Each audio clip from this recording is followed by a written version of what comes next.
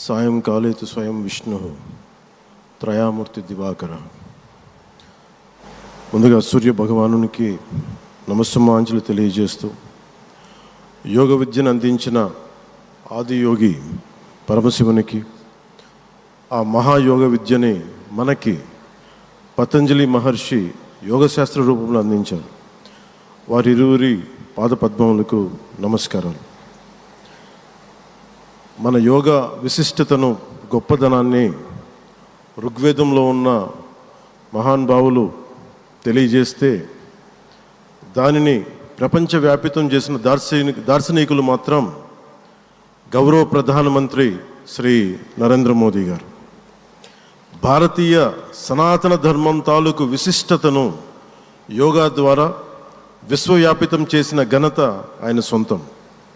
యోగా సాధకులు ఎంతటి దృఢచిత్తాన్ని కలిగి ఉంటారు, ఒత్తిడి జయించి సంకల్ప సాధకులుగా ఎలా నిలబడతారన్న దానికి కూడా మన గౌరవ ప్రధాని శ్రీ మోదీజీ గారు నిలువెత్తు ఉదాహరణ.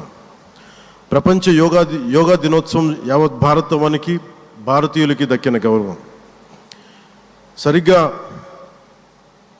ఒక 2014లో అప్పుడే ఐక్యరాజ్య సమితిలో గౌరవ ప్రధానమంత్రి మోదీ గారు ప్రవేశపెట్టినప్పుడు దాదాపు 177 దేశాలు ఈ రెజల్యూషన్కి మద్దతు పలికినాయి. ఇంతమంది మద్దతుని కూడగట్టగలిగి ఈ రోజున మనకి 2015 నుంచి యోగా దినోత్సవం ప్రారంభమైంది. ఈ రోజున గౌరవ ప్రధానమంత్రి మోదీజీ గారి పిలుపు మేరకు మనం మొదట విశాఖ 11వ యోగా దినోత్సవ సంబరాలకు వేదిక అయింది. శ్రీ మోదీజీ గారి సమక్షంలో గౌరవ ముఖ్యమంత్రి వర్యులు శ్రీ చంద్రబాబు నాయుడు గారి కృషితో ప్రపంచ రికార్డుకు వేదికగా నిలిచింది.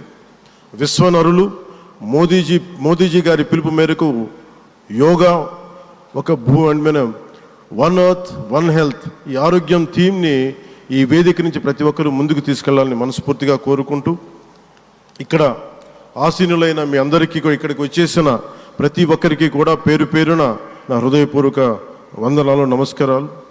అలాగే గౌరవనీయులైన గవర్నర్ గారి శ్రీ అబ్దుల్ నజీర్జీ గారికి, గౌరవ ముఖ్యమంత్రి శ్రీ నారా చంద్రబాబు నాయుడు గారికి, civil aviation minister Kinjarapu Rammohan Naidu గారికి, అలాగే మనకి AYUSH minister of state independent charge Shri Prataprao Jadhav గారికి, అలాగే వేదిక పైన ఉన్న ప్రతి ఒక్కరికి, గౌరవ కేంద్ర మంత్రివర్యులకి, రాష్ట్ర మంత్రివర్యులకి, ప్రతి ఒక్కరికి పేరు పేరున ధన్యవాదాలు తెలియజేసుకుంటూ సెలవు తీసుకున్నాను. జై భారత్, జై హింద్.